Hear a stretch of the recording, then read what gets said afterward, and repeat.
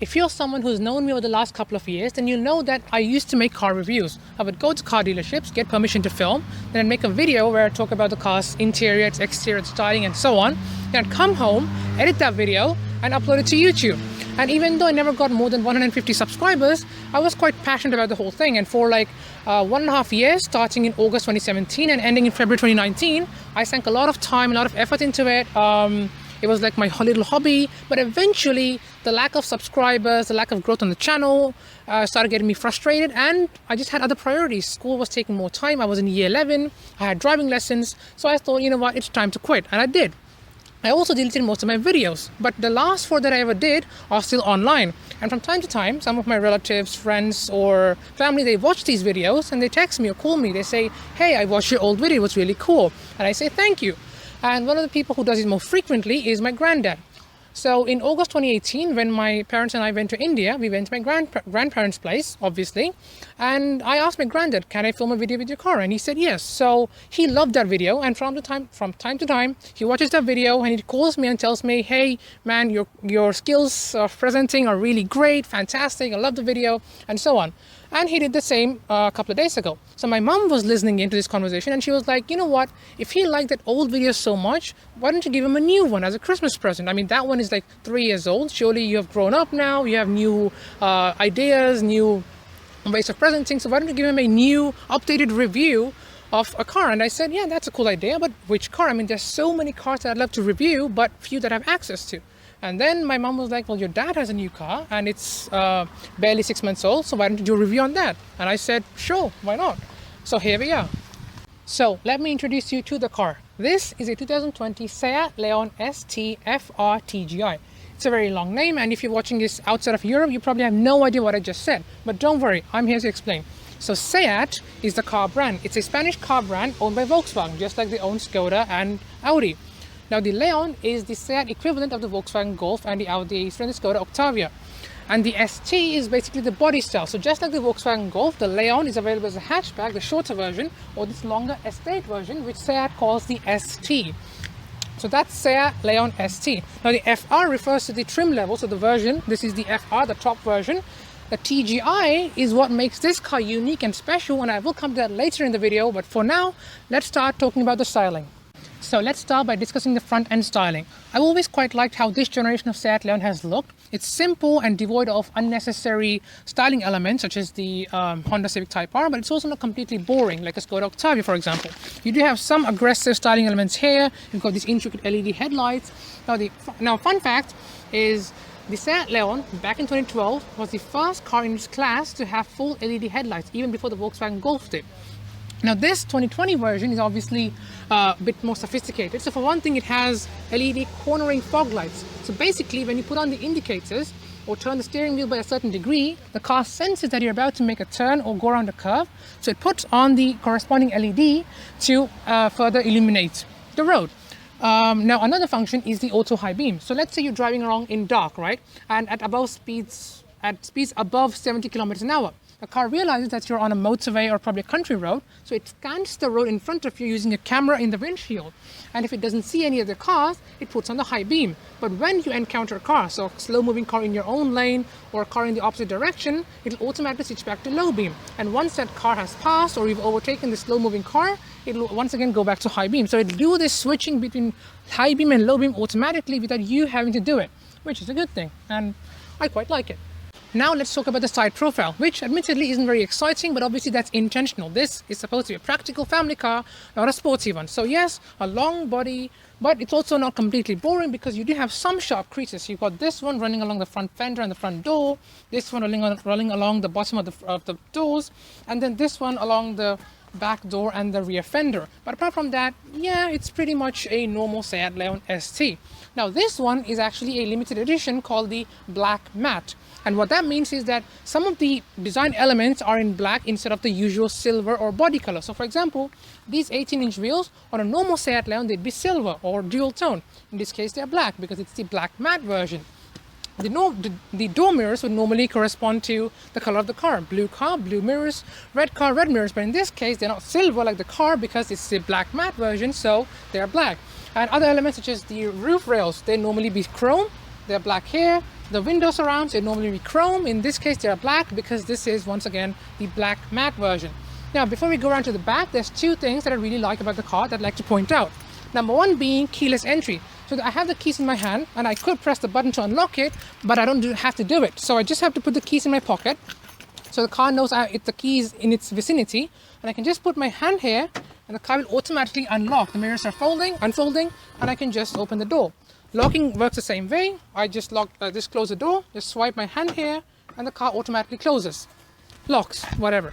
Now the other cool thing, not really suited for a rainy day like this, but let's say on a hot summer's day, the car's been outside for a very long time, it's probably hot inside.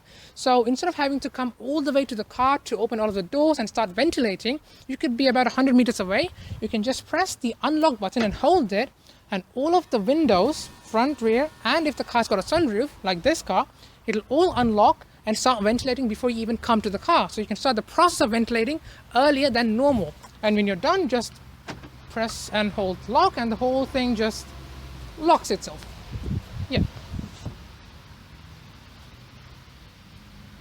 Now let's talk about the rear end styling, which is fairly simple. So you got sharp LED tail lights over here. You've got the TGI badge. I'll explain what that does in a minute. You've got the SEAT badge here. You've got the Leon script here, nice and bold. And you've got the FR, the trim level. So this is the top end model. So it's got the FR proud right there. And other than that, yeah, we've got a reversing parking camera right here and the parking sensors. But other than that, it's just a traditional SEAT rear end, which is fine. Regardless of where in the world you're watching this from, you've probably heard of Volkswagen's famous TSI and TDI engines, which are their petrol and diesel engines. Well, this is a TGI, which basically means it's a CNG vehicle. So underneath this, you've got a factory-fitted 17 kilogram CNG tank, which means that if you drive efficiently and do long distances, you can get up to 420 kilometers of CNG range. But you might ask yourself, well, what if I run out of CNG? I don't know if there's many CNG stations. I've never heard of one. What if, I'm just stranded? And the answer is no. You still have a 9-liter petrol tank, which is good for about 100 kilometers of range. So in total, if you're doing long distances, you add up the 420 kilometers of CNG range plus 100 kilometers of petrol range, you're looking at about 500 to 540 kilometers of total range, which is, adequate. It's about the same as a normal electric vehicle. But unlike an electric vehicle, if you run out of charge, you're not stranded. You still have a petrol tank. So you can just go to a normal petrol station, refuel, drive 100 kilometers, refuel again until you find a proper CNG station. The idea is that you don't have to put up with the complications of a hybrid or an electric vehicle, but it's still being more efficient than a petrol vehicle. And that was a big deal for us. We were not ready to make the switch to electric or hybrid, but we still wanted to be efficient and save a bit of cash. So we went for CNG, which is cheaper than petrol, but not as complicated as electric or hybrid. Now, of course, the downside of switching to CNG is that in a normal SEAT Leon, you'd have some storage space underneath here, but because in the CNG version, the TGI version, there's a tank here, you lose some storage space. But still, it's fairly practical. So, for example, if you wanted to fold down the rear seats for more storage space, I could just use this lever and the seats drop down. Simple. I could also drop down the other seat and you have more space to load, let's say, IKEA furniture, that sort of thing. So that makes it fairly practical. So let's talk about the back seat. Now in the Volkswagen world, Audi is the premium brand. The Volkswagens are supposed to be the sort of premium yet still sensible brands. And then underneath them you have Skoda and SEAT. Now Skoda is supposed to be the practical one and SEAT the more sporty, more driver-focused brand. But ultimately when you're sharing so many components between the brands, they all end up being the same. So the SEAT Leon, despite being the sportier version, is still fairly practical. You've got plenty of knee room, plenty of leg room here, plenty of headroom. The car's fairly wide, so you can seat 3 people, although there's this hump in the floor. And especially this car has the huge panoramic glass roof, which I don't use to bring in fresh air. I just roll in the windows, but it basically, for me, makes the car feel more airier and more, just more futuristic. I love glass, and having this huge glass panel above your head just makes the car feel more futuristic and more airy. Although most of the time I'm sitting up front driving, so I don't really get to enjoy it. But if you're someone who's ever joining me for a ride, make sure you're sitting back, because then you can, just enjoy this huge glass roof. Other than that, we've got a couple of AC vents here. We've got this armrest here for cup holders. And yeah, it's fairly practical. Although a Skoda Octavia would be a little more practical because that is the Skoda version. So it's going to be a bit more spacious and stuff. But honestly, this is good enough for me. Now, as I said, in the Volkswagen world, Seat is supposed to be a sporty brand, and that is definitely reflected in the car's interior. So, for example, compared to Skoda Octavia from the same time period, the cabin is definitely more driver-focused. The screen is more tilted towards the driver. This being the FR model, the top model, you've got Alcantara, leather, you've got red stitching, the steering is flat-bottomed to make it more sporty, you've got more red stitching here. So it definitely feels more driver-focused and sporty than a Skoda Octavia, and also more than a Volkswagen Golf. But obviously, because this is the Seat and not the Volkswagen Golf, it has slightly cheaper materials. So you still have nice materials where it counts. So the dashboard is nice and soft, this is nice and soft, so is this, but lower down, where Volkswagen uses premium materials, Seat and Skoda cheap out. So lower down, you have cheaper materials, but all the places that really matter to your eyes and to your, elbows and your hands, and those are nice. So that really is all I care about. So one thing that I really like about this car is its infotainment system. Now, unlike all of these new electric cars, it doesn't have a massive screen. But unlike all of these electric cars, it doesn't have a lot of bugs either. So it's small, yes, it's only 8 inches, but that's what she said. Well, it's only 8 inches, but it's reliable. So it doesn't have any lag or any bugs or any glitches. It all functions very well, and quite helpfully, it has Android Auto and Apple CarPlay. So if you don't want to use a Seat system, don't worry, you can just use your Google apps. So you have Maps, for example, which has just responded. So you have Maps, for example, and you can go back. You can have other apps. You can use WhatsApp, for example. You can use Waze. So it has all of your usual apps. And one thing that I really like is that it still has physical climate control. So unlike all of these new electric vehicles, which have huge screens and the climate controls, simple controls are all in the touchscreen, in this car you have all manual control. So the heated seats, the temperature, the fan speed, everything's manual, physical, and you can just memorize the position and use them while you're driving. Unlike all of these electric vehicles, you have to take your eyes off the road and look at the controls, because otherwise you'd never know where what is. But in this case, you can just memorize the positioning and press them while your eyes are still on the road.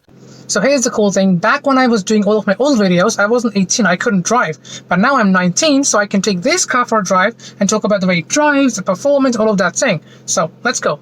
Now, this car is no Tesla, but it still has two really cool features which I find quite helpful. The first one is the lane assist. So the same camera which it uses for the auto high beam, it scans the road ahead for the lanes. And when it can see two proper lanes, proper lane lines on either side, it'll decide what the lane is, and it'll stay the car to stay in the lane without you having to do the maneuver yourself. Now, it's no Tesla, as I said, so it won't actually go around sharp curves or change lanes for you, but at least it will stay in the lane for you, and you don't have to put in as much effort as you normally would. It really takes the stress out of long distance driving. The other thing which makes long distance driving a lot easier is the adaptive cruise control. So you set a speed, let's say 120 kilometers an hour, and the car accelerates and stays at that speed. Now, if it encounters a slow moving car in front, it'll slow down to maintain a safe distance. And if that car slows down any further, your car will slow down as well to maintain a safe distance. And let's say the car goes faster, or you overtake it, and your car sees that there's no other hindrance in front of it, it'll start accelerating to reach your maximum speed, which is 120, as I said, for example. And let's say you encounter a traffic jam, the car will once again slow down, come to a full stop, and once the car in front starts moving again, your car will start moving as well. So it's basically the car doing all of the braking, accelerating, maintaining safe distance, all on its own without you really having to do much. But obviously this isn't a full self-driving feature. You still have to be present here, you still have to be monitoring it, but it still, as I said, makes driving easier. It's like an assistance system which will make life easier, but still it's not the car being, clever and doing everything on its own. You still have to be here and keep an eye on it. Now, talking about the driving itself, the Seat Leon is definitely the sportier version, as I've mentioned a couple of times during this review, which means that compared to the Octavia, the suspension is definitely a bit more firmer. So when you go over a bump in the Octavia, it's a bit more soft. You don't feel it that much. But in this car, this being the FR version, it sits a bit lower down, so the suspension is a bit stiffer. It's more sportier, so you feel the bumps a bit more. But I think it's still fairly comfortable, not a big deal. And the one thing that is really, quite nice in here is the steering. So I have a Skoda Fabia, which is my dad's old car, and I drive it. And compared to that, this is just more planted. So it's wider for one thing, it's lower as well. But the steering just has more feedback, so it's more precise, it's more sportier. It's just more, enjoying, more exciting. Is probably a bit, going a bit too far. This isn't a very exciting car, but still, it is more engaging and more fun than, say, my Skoda Fabia, which is plain just, boring. Other than that, I mean, this is fairly quiet, about the same level as the Skoda Octavia, a bit less than the Golf. The Golf is the premium version. But one thing, as I said, because of the stiff suspension and the big wheels, it has 18-inch wheels. Most have 17s. You can feel the bumps a bit more than you would in a Skoda Octavia or maybe a Seat Leon with smaller wheels. This being the FR version, the larger wheels, it does kind of get annoying, especially if you're driving on back roads.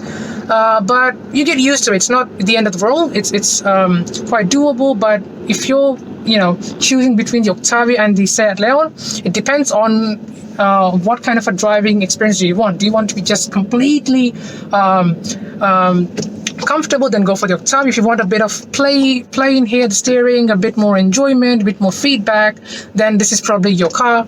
Honestly, I still think this is fairly comfortable for daily commutes.